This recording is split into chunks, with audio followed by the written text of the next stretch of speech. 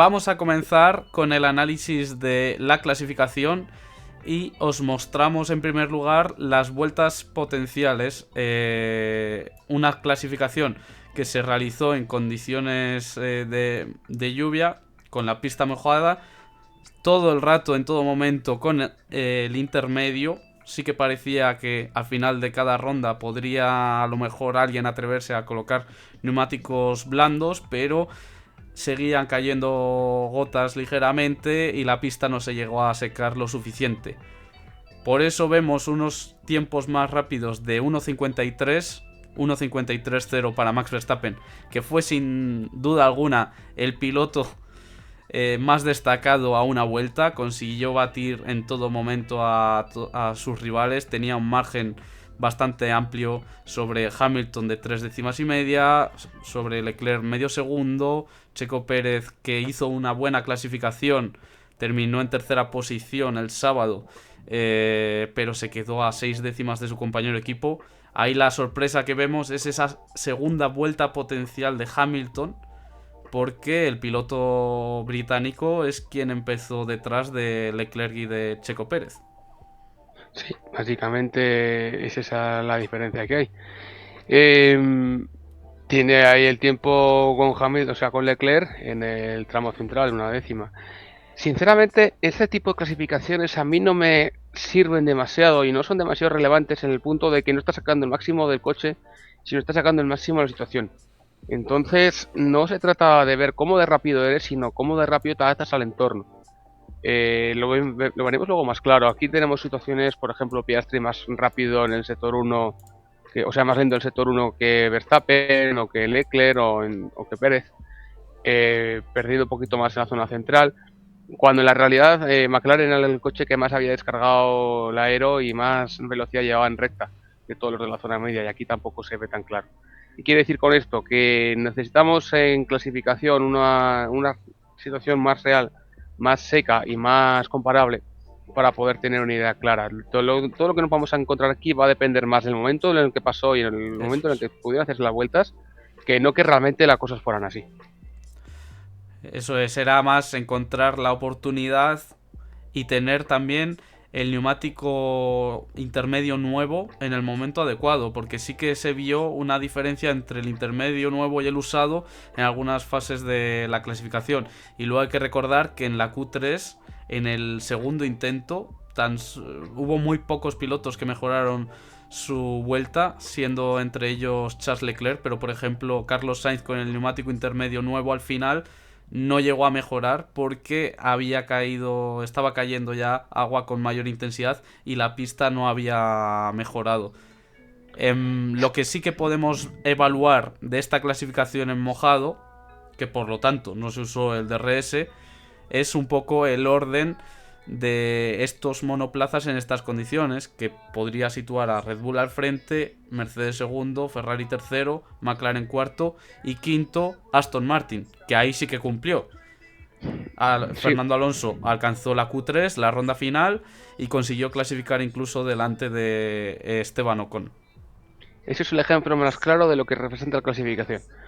Red Bull, Mercedes, Ferrari y McLaren, cuando el orden de verdad era Mercedes, McLaren, Red Bull y Ferrari. Es decir, lo que nosotros vemos aquí no se traslada a la realidad.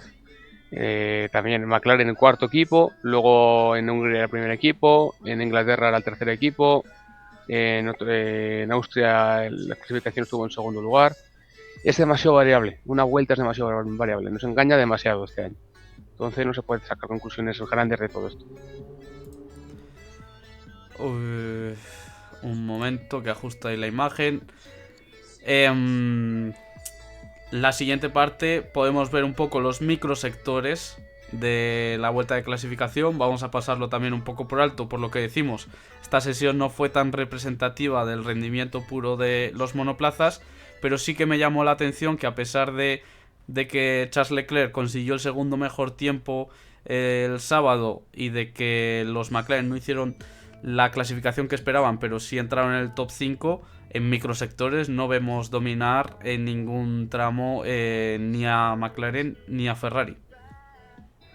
Sí, básicamente es eso, y mucho verde de Aston Martin, o sea, y la recta totalmente creo que para Ocon, porque era el mejor en la recta con el primer tramo, básicamente Estaba porque más tenía menos drag. liberado de carga aerodinámica Ocon y Sí, corría más en recta. sí, básicamente era por eso. Aquí se nota mucho la diferencia de carga en el coche, y luego lo vamos a ver muy claro porque esa explicación de configuración aerodinámica aquí se nota muchísimo y va a marcar mucho las diferencias en lo que nos vamos a encontrar en la carrera. Por el momento, pues eso, una sesión muy de adaptación, con un gran rendimiento de Aston Martin, con Alpine bien, Mercedes también bien, Red Bull presente y los Ferrari y McLaren que se vieron. Entonces, bueno, un poquito anecdótico más que representativo. Lo que destaca Verstappen sobre todo es esa T10 T11, que es la zona rápida donde necesitas más apoyo aerodinámico, y en estas condiciones vamos a ver luego cómo pasó Max Verstappen por unas curvas tan complicadas. Sí, luego lo tenemos claro todo eso. Aquí tenemos la comparativa en la lucha por la pole position, por ese mejor tiempo, donde Max Verstappen fue muy superior al resto, más de medio segundo sobre Charles Leclerc. Y aquí es donde podemos ver en esa parte central de la vuelta ese paso por T10-T11 que acababa de comentar. Diferencia amplia de velocidad a favor de Max Verstappen. Los dos pilotos en estas condiciones, tanto Verstappen como Leclerc, llegaron a pisar el freno, cosa que en condiciones de seco para entrar en la T10 no se pisa el freno en Fórmula 1, pero vemos una gran ganancia del Red Bull desde la T5, desde el comienzo del segundo sector hasta que acaba el segundo sector. Todo ese tramo revirado, el Red Bull mucho más estable, más asentado, que le permitía ir más agresivo al gas, ir más directo al gas, a pesar de que en ocasiones levantaba el pie más que Charles Leclerc y por lo tanto podría decelerar algo más que el Ferrari. Se mantenía estable y le permitía ir más asentado, sobre todo para la salida de la curva. Sí, básicamente eso. Tú tienes claro que todo el tiempo está en el sector 2. ¿Y por qué pasa en el sector 2? Porque en la recta, primer y tercer tramo, no hay realmente nada. Y me sorprende también cómo incluso en agua se pasaba a fondo por Orrus y por la curva 18, que es la que nos lleva a la chicane, que es que son curvas que incluso en mojados se hacen a fondo y sin ningún tipo de problema. Luego también la evolución de ese tiempo en el sector central, de que tenía más velocidad Verstappen, era capaz de traccionar un poquito mejor.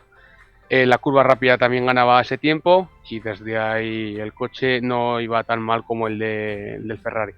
Entonces se le vio que, más allá del coche, que aquí no fue la referencia, lo que fue una pole de piloto, una pole de Verstappen, de pilotaje, de conducción, y que sacó un gran tiempo. Totalmente. En cambio, en el caso de Fernando Alonso, que sí que alcanzó la Q3, pero se fue a algo más al entorno de un segundo respecto a Max Verstappen. Ya pierde tiempo en el primer sector porque hay que recordar que tuvo varios problemas Fernando Alonso en la T1, incluso en seco, porque vimos ya en los libres 2 que necesitaba un doble input al freno para entrar porque se le movía en frenada en esa primera curva. Pues el mojado tuvo más problemas, sobre todo luego para salir, lo cual le perjudicaba en el resto del primer sector, la recta de Kemmel, donde fue perdiendo tiempo con el Red Bull, además de que el Aston Martin también iba con bastante carga aerodinámica. Sí que recortaba tiempo Fernando Alonso en la parte inicial del segundo sector. Aquí vemos también algún error de datos entre T5 y T7. Sin embargo, las diferencias estaban ahí. Es un poco lo que marca el delta. Pero luego ya llegar a la T8, T9, T10, T11, sobre todo esa T10, T11, donde conseguía tanta velocidad de paso Max Verstappen, es lo que terminaba de eliminar a Fernando Alonso con el Aston Martin. Bueno, errores de que se queda bloqueado en el paso por T5 y T7 y luego de offset desde ahí, porque ya hace un desplazamiento que no se Sí, corrige. se queda un desplazamiento. Más allá de eso, sobre todo se puede ver que Alonso está dentro hasta llegar a la curva 5 o a la curva 7, pero desde ahí es ese tramo lo que le permite, esa velocidad mínima lo que le permite no poder estar a la altura. Y la clasificación, tras estos datos que hemos visto, tras ser una sesión en mojado, nos dejó esta parrilla de salida para la carrera del domingo. En primera posición a Charles Leclerc, pero si era Max Verstappen quien había conseguido la pole position. Sí, pero tenía 10 posiciones de penalización por realizar diferentes cambios en la unidad de potencia y sobrepasar el límite de unidades utilizadas. Charles Leclerc tenía una gran oportunidad partiendo en la primera posición, también Checo Pérez compartiendo la primera fila de la parrilla, y por detrás quedaban Hamilton contra los dos McLaren, Russell, Carlos Sainz, que arrancaba desde la séptima posición, Fernando Alonso compartiendo esa cuarta línea con el piloto madrileño y completando el top 10 Ocon y Albon. Pilotos fuera de posición, como ya hablamos en su día con Gamal, lo cual nos podía dar actividad en las primeras vueltas y necesidad de remontar para bastantes de ellos para conseguir estar en las posiciones objetivo marcadas para este fin de semana en Spa. Sí, la sanción de Verstappen marcó, y luego su nueva que tuviera que salir casi desde Zandvoort también afectó bastante, aunque luego Sí, pero estaba está muy más adelante. penalizado para salir desde Zandvoort, como dices tú, pero va a salir en la última posición de la Sí, parrilla por o eso, desde el pit lane, por lo tanto tampoco es tan lejos. Pues tan lejos, y realmente pierdes 3 posiciones, cambias la unidad de potencia, te llevas la tienda entera y pagas por uno, o sea, poquito chirigota todo eso. Pero bueno, que es la normativa. Antes sí que tenía un poquito más de seriedad. En 2014, cuando se creó todo esto, sí que había tiempos de penalización, drive-thru, stop and goes por exceso de cambios de unidades de potencia. En 2015 se acabó cambiando todo eso, porque le daba demasiada importancia, y nos encontramos con situaciones como pague un IOS a tienda entera. Cambiar 200 veces unidades de potencia en el mismo fin de semana, sin necesidad, sin motivo, pero que penalizando 5, 10 o 20 lugares saliendo el último te daba opción de tener 2 unidades de potencia sin ningún tipo de penalización. Es decir, se saltaba la penalización por el arco de triunfo, pero bueno, ya eso ha cambiado, estamos casi al final de esa normativa que se introdujo en 2014 y estamos ya en 2024, casi 10 años después. ¿Cómo pasa todo esto? Y ya nos vamos a dirigir en 2026 a una nueva era de motores con los V6 turbo y este sistema ultra híbridos y no sé qué carajo más. Lo que se viene, cuidado con lo que se viene. Bueno.